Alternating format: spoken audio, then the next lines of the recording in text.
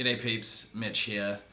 I know I'm late to this one, but I wanted to give my thoughts on Jim from The Office's movie, The Quiet Place, or as I like to refer to it as the overhyped place.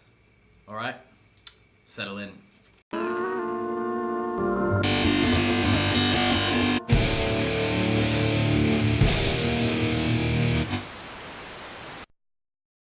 So this film kind of pissed me off a bit. I know that's petty and that it's not a hill to die on. Just a film that you don't like. There's other issues to be angry about in the world.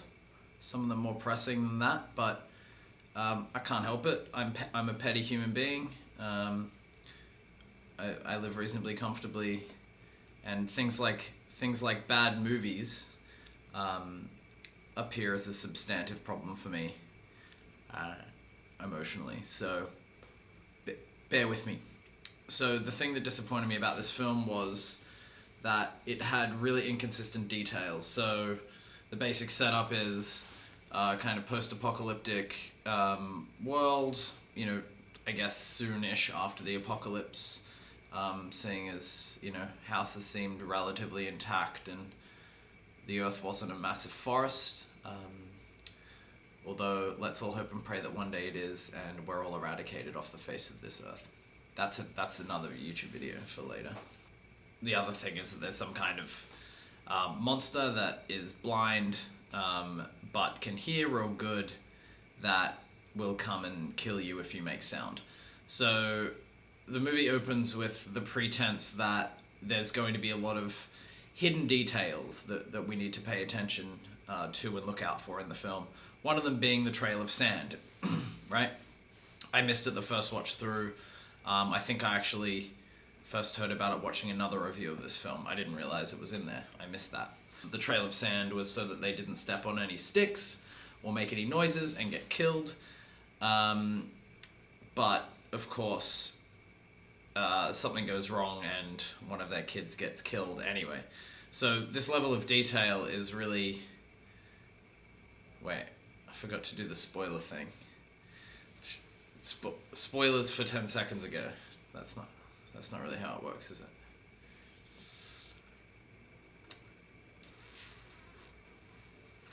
So you're like, wow, okay, cool, attention to detail.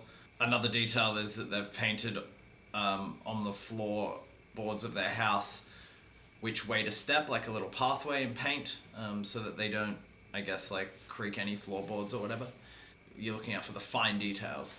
And then, society's collapsed, there's no one maintaining electricity to anywhere, but somehow these people have electricity. The only alternate way to get electricity that I know of is to have a generator, or solar panels. They don't have solar panels on their house. Or at least we didn't see them. Maybe that's the explanation. But, how do they get electricity enough to power all these lights?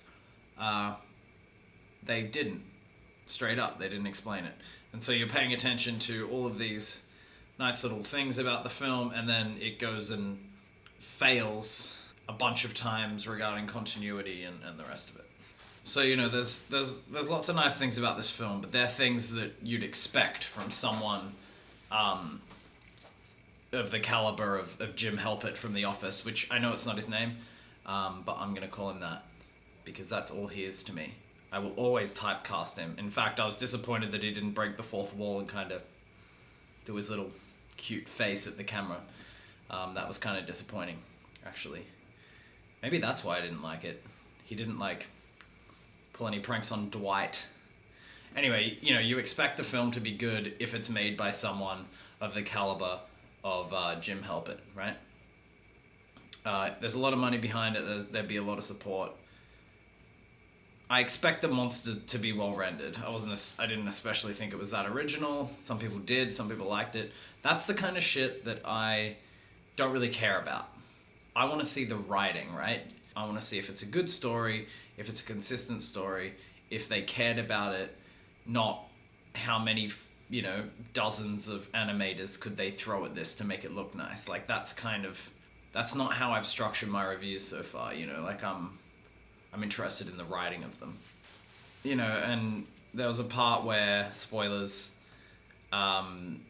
Jim sacrifices himself for his stupid kids, and like I didn't really care about any of the people in it because they weren't developed. They had a lot of really kitschy lines, a lot of weird generic kind of parental dialogue stuff, like I love you so much, I'll always be proud of you, just like shit that you don't like. It's like whatever, like I don't care about. This isn't how you build a character in my mind, you know, by saying generic shit. Make him say generic shit at everyone. So the dialogue really fell on its face, and because of that, when Jim Halpert yelled out to save his kids, yeah, I kind of laughed because it was a silly scream. And because I didn't care about the characters, I just thought that it was funny.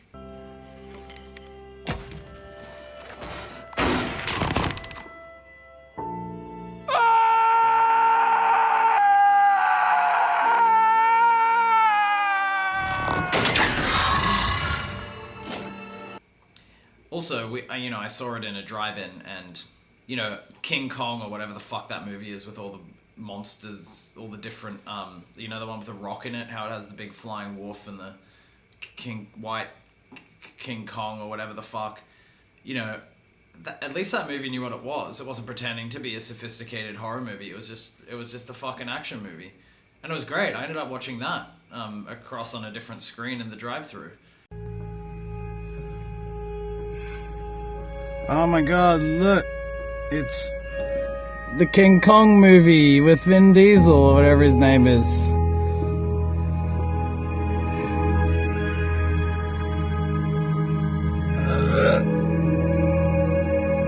Much more interesting. I was distracted by it because at least it wasn't disingenuous, And so I feel like this film it was kind of overhyped. Jim didn't need to sacrifice himself for his kids. They didn't need to die or be stuck in a grain silo. There was so many things about this that wasn't like, why would you have a kid in a post-apocalyptic world? They showed they were in a pharmacy. Surely there's like a morning after pill or something, right? They had to keep it in a box. And if it cried, like, they would have all died because it would have attracted all these monsters. I just don't get the logic behind it. Like, they were planning to have this kid. But all the character arcs and stuff, didn't care about any of them either. Didn't really care. You didn't win me over. You're gonna kill your fucking kids, your other kids that actually exist, when you give birth after 9 months of arduous pregnancy. And you, like, give birth somehow silently, and then the baby, like, I just don't, that whole thing didn't make sense. It was just to set up a weird scene where the fucking alien goes underwater and the baby's in the box and stuff.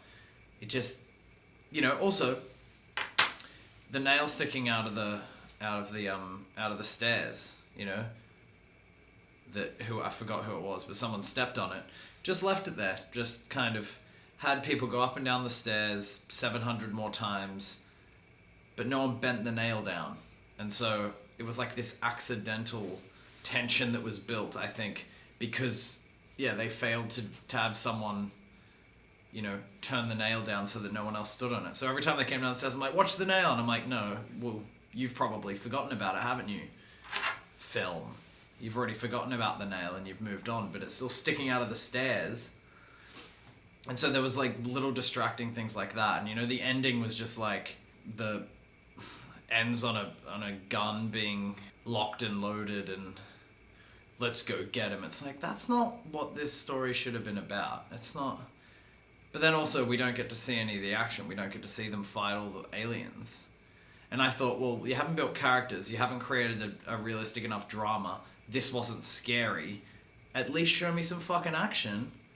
And then the movie ends, and I'm like, I should have watched King Kong. I should have fucking... there was like a giant wolf thing and like a big crocodile. That thing was badass. At least they knew what film they were making. Should have watched that. Just disappointed. And again, like, no staplers and jelly, like in The Office, no pranks, no that little thing that, am I doing it right? That Jim Halpert does, none of that. Just bad, just real bad. So there's my thoughts. Take it or leave it, I don't know. I'm just disappointed.